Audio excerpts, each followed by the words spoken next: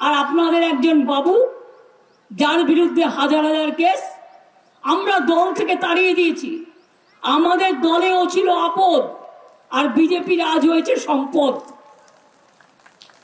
শুধু গুন্ডামি করে বেড়ায়। আর আমি শুনেছি সেন্ট্রাল গভর্নমেন্টের পুলিশের টুপিও নাকি পরে। আমি ভিডিওটা চেয়ে পাঠিয়েছি। 4-5 গাড়ি পুলিশ নিয়ে ঘুরে বেড়ায়। কদিন আগে উদয়ন গুহকেও অ্যাটাক করেছিল। উদয়নের গুহর গাড়িতে অ্যাটাক হয়েছে।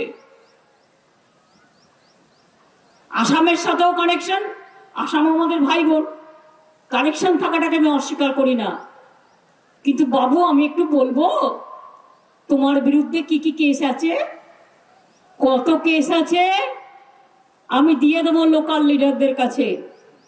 আমার কাছে সব নথিবদ্ধ করা আছে। তুমি আজকে নাকি স্বরাষ্ট্র হোম মিনিস্টার। লজ্জা লজ্জা লজ্জা, দেশের লজ্জা, দেশের কলঙ্ক। গণতন্ত্র কলঙ্কিত হয়েছে। কেন আপনাদের এখানে আর রাজবংশী লোক ছিল না? শিডিউল কাস্ট আর ছিল না? ভালো লোক আর ছিল না? ভালো লোকদের টিকিট দিলে হয় না। আমাদের প্রার্থী দেখুন, জগদীশ চন্দ্র বাসুনিয়া, দেখুন মাটির মানুষ, কুচবিহারের একটা হিরে, কথা কম বলে কাজ বেশি করে। আর ওদের প্রার্থী, বাপরে বাপ, আমাবস্যার কালো ছায়ায় ঢেকে গেছে মুখগুলো সব। কুৎসিত ভাষা, কুৎসিত কথা, কুৎসিত চক্রান্ত, কুৎসিত অবস্থা, কুৎসিত অবস্থা। কদিন আগে বললো 7 টাকা দেব বাংলায়, 100 দিনের কাজে বাড়াবো। আরে টাকাই তো দিস না 3 বছর ধরে, আবার 7 টাকা বাড়াবে কি? তোমাদের 7 টাকা বাড়ানোর দরকার নেই। আমি যা দরকার আরো বেশি বাড়াবো, কিন্তু আমি এখন বলতে পারছি না। ইলেকশন চলাকালীন তোমরা বলেছো তোমারটা যদি কোড ভায়োলেট না হয় আমারটা কেন হবে?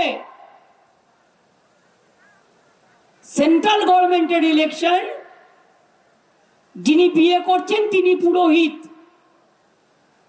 সব এজেন্সি কাজে লাগাচ্ছে, রাজ্য সরকারি অফিসারদের ট্রান্সফার করছে।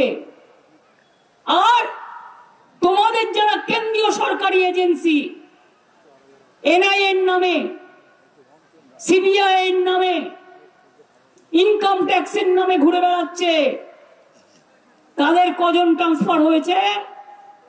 তাদের কজনের বিরুদ্ধে পানিশমেন্ট হয়েছে আমি জানতে চাই।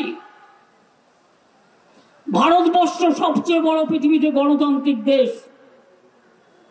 বাংলা তো আমরা সামলে নেব। আমি থাকাকালীন ওদের কোনো ক্ষমতা নেই বাংলার মানুষের গায়ে হাত দেয়া। ভোটের আগে কে কে করে চিল্লাচ্ছে, মনে রাখবেন, ক্যাটা হচ্ছে মাথা মাছে আর লেজাটা হচ্ছে এনআরসি। এখন কি বলছে? পুরোহিত লিখে দিলেই হবে। কোন আইনে আছে?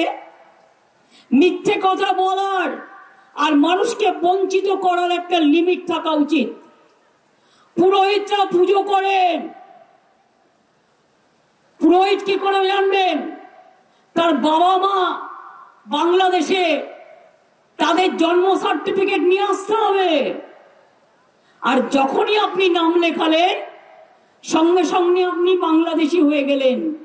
অর্থাৎ আপনি লক্ষ্মীর ভান্ডার পাবেন না, আপনি কন্যাশ্রী পাবেন না, আপনি ভোট দিতে পারবেন না, আপনার নাগরিক অধিকার থাকবে না, আপনার সরকারি অধিকার থাকবে না। এটা ভালো না খারাপ নিজেরা বুঝে নিন। আর যেই ডিটেনশন করবে, করে আসামে এখনো আছে, ডিটেনশন ক্যাম্প করে রেখে দেবে, যেখানে আপনাদের বিদেশি বলে চিহ্নিত করা হবে। কই এতদিন কি একা করে চিৎকার করলে? পুরোহিতই যদি করতে পারে, তাহলে এম্পাওয়ারমেন্ট গ্রুপ যেটা করেছো তাতে সেন্সাসের লোক কেন রেখেছো? কেন পুরোহিতকে রাখোনি? বুঝলাম তুমি তাকে অধিকার দিলে করবার। কোন অধিকারে মিথ্যে কথা বলছো? কোনো কে হবে না, এনআরসি হবে না। নিশ্চিত থাকুন, হিন্দু মুসলিম শিখ ইসাই রাজবংশী থেকে শুরু করে আদিবাসী নিশ্চিন্তে থাকুন।